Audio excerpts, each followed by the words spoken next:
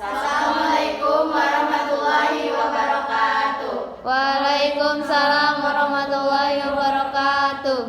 Kami dari kelompok 2, di sini kami akan menjelaskan peran lembaga penegak hukum dalam menjamin keadilan dan kedamaian. Yang pertama ada Polri. Polri merupakan lembaga negara yang berperan dalam memelihara keamanan dan ketertiban masyarakat, menegakkan hukum, serta memberikan perlindungan, pengayoman, dan pelayanan kepada masyarakat dalam rangka terpeliharanya keamanan dalam negeri. Dalam bidang penegakan hukum, khususnya yang diatur dalam KUHP, Polri sebagai penyidik pertama atau utama yang menangani setiap kejahatan secara umum dalam rangka menciptakan keamanan dalam negeri. Kewenangan Polri yang diatur dalam pasal 16 Undang-Undang RI Nomor 2 Tahun 2002 adalah sebagai berikut. Pertama, melakukan penangkapan, penahanan, penggeledahan, dan penyitaan.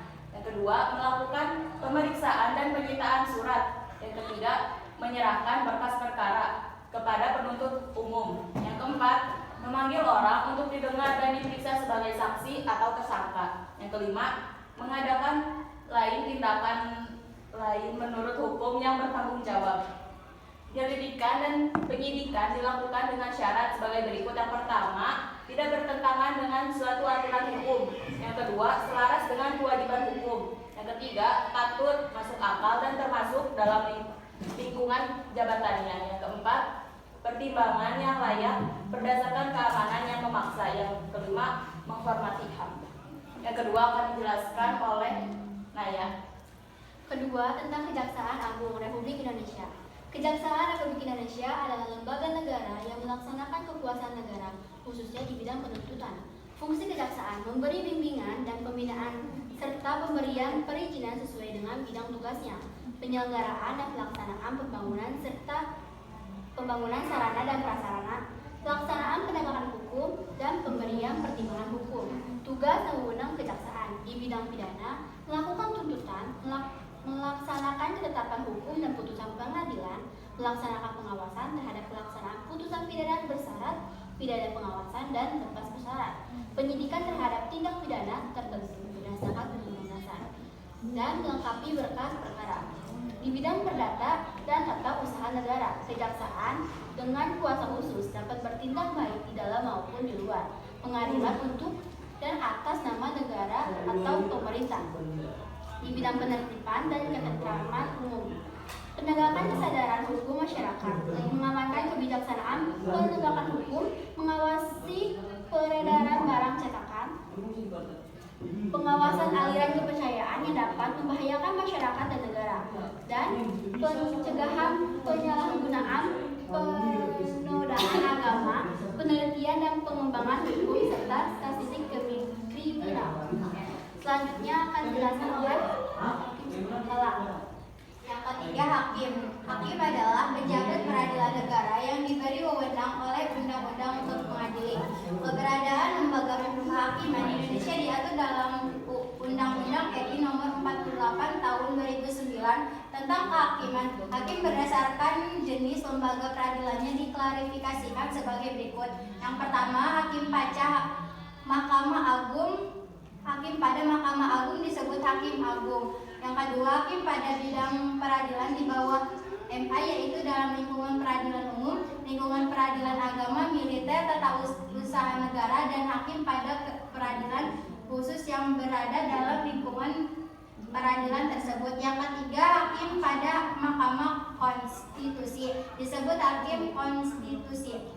Kewenangan hakim sebagai berikut. Yang pertama, berwenang memeriksa, memutus, dan menyelesaikan perkara pidana dan perdata di tingkat pertama. Yang kedua, pengadilan negeri dapat memberikan keterangan, pertimbangan, dan nasihat tentang hukum pada instansi pemerintah di daerah hukumnya apabila diminta. Yang terakhir, selain itu, pengadilan negeri dapat diserai tugas dan kewenangannya yang lain berdasarkan undang-undang. Selanjutnya akan dibacakan oleh Selanjutnya ada advokat. Advokat adalah orang yang diberi kuasa untuk memberi bantuan di bidang hukum, baik perdata maupun pidana kepada orang yang memerlukannya.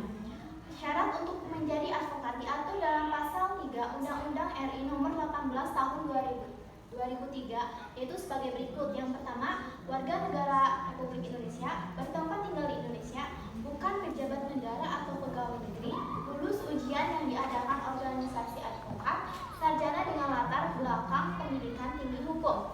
Selanjutnya ada hak advokat. Yang pertama, bebas dalam menjalankan tugas profesinya untuk membela perkara yang menjadi tanggung jawabnya dengan tetap berpegang pada kode etik profesi dan peraturan perundang-undangan. Yang kedua, bebas mengeluarkan pendapat atau pernyataan dalam membela perkara yang ditanggungnya. Ketiga, tidak dapat dituntut dengan itikat baik untuk kepentingan pembelaan klien dalam sidang pengadilan. Yang keempat, tidak dapat diidentikan dengan kliennya dalam membela perkara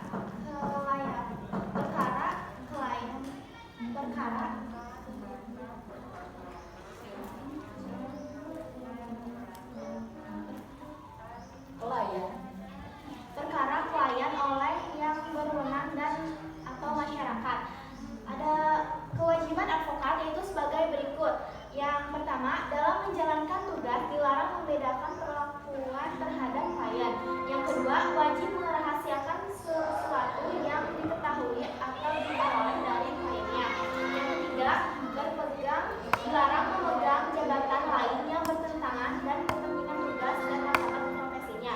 Yang keempat, advokat yang menjadi pejabat negara tidak melaksanakan tugas profesi advokat selama memangku jabatan. Yang terakhir akan dijelaskan oleh yang terakhir adalah KPK. KPK merupakan lembaga bersifat independen yang dalam melaksanakan tugasnya dan wewenangnya bebas dari hukum dan apapun. KPK dibentuk berdasarkan Buku Nomor 30 Tahun 2002 tentang Komisi Pemberantasan Tindak Pidana Korupsi. Tujuan dari KPK adalah untuk mengatasi, menanggulangi dan memberantas korupsi secara profesional, intensif dan berkesinambungan. Tugas KPK adalah satu, koordinasi dalam supervisi terhadap instansi yang berwenang melakukan pemberantasan tindak pidana korupsi. Dua, melakukan penyelidikan, penyidikan dan penuntutan terhadap tindak pidana korupsi. Tiga, melakukan tindakan-tindakan pencegahan korupsi. Keempat, melakukan monitor terhadap penyelenggaraan pemerintahan.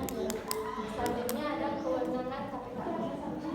Satu, mengkoordinasi penyelidikan, penyidikan dan penuntutan tindak pidana korupsi. Dua, menetapkan sistem pelaporan dalam kegiatan pemberantasan tindak pidana korupsi. Ketiga, meminta informasi tentang kegiatan tindak pidana korupsi kepada instansi yang terkait. Keempat, melaksanakan dengan pendapat atau pertemuan dengan instansi yang berwenang. Kelima, meminta laporan instansi terkait pencegahan tindak pidana korupsi. Selanjutnya ada kewajiban KPK. Satu, memberikan perlindungan kepada saksi atau pelapor. Dua, memberikan informasi terhadap masyarakat yang memberikan bantuan untuk memperoleh data lain yang berkaitan. Ketiga, menyusun laporan tahunan dan menyampaikan kepada Presiden RI, DPR RI, dan BPK. Keempat, menegakkan sumpah jabatan. Dan yang terakhir, menjalankan tugas tanggung jawab dan wewenang berdasarkan asas-asas yaitu kepastian hukum, keterbukaan, akuntabilitas, kepentingan umum, dan proporsionalitas. Ada yang mau ditanyakan? Ada yang mau bertanya? Tidak? Jadi yang nanya siapa? Berdiri ya. Tadi aku udah nanya. Pelanggaran apa gimana tadi?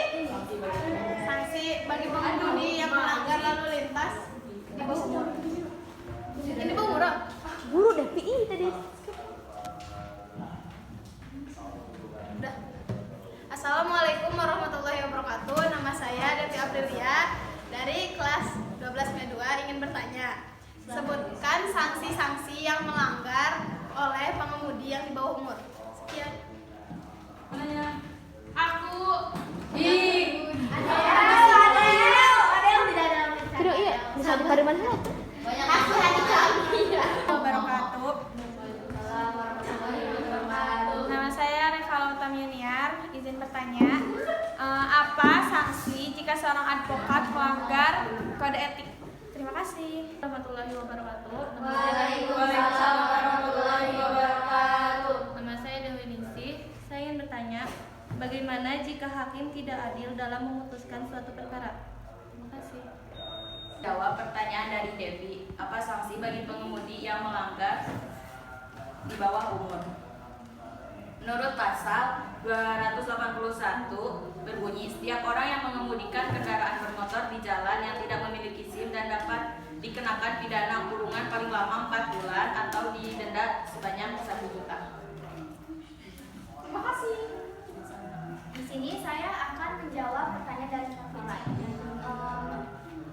Sanksi jika advokat terbukti melanggar kode etik berdasarkan tercantum pada pasal 16 ayat pertama, yaitu peringatan biasa, peringatan keras, pemberhentian sementara untuk waktu tertentu, dan terakhir pemecatan dari keanggotaan organisasi profesi. Disahkan dulu pertanyaan dari dia. Jika hakim tidak adil dalam memutuskan, maka hal ini dapat menghancurkan martabat manusia, merampas hak asasinya, serta mematikan potensi, inovasi, dan kreativitasnya. Ketidakadilan juga merusak jaringan sosial, menebarkan rasa takut, menutup peluang bekerja dan berusaha secara merata, dan akhirnya menciptakan stagnasi serta menjerumuskan bangsa pada kehancuran. Sekian dari kelompok kami. Wassalamualaikum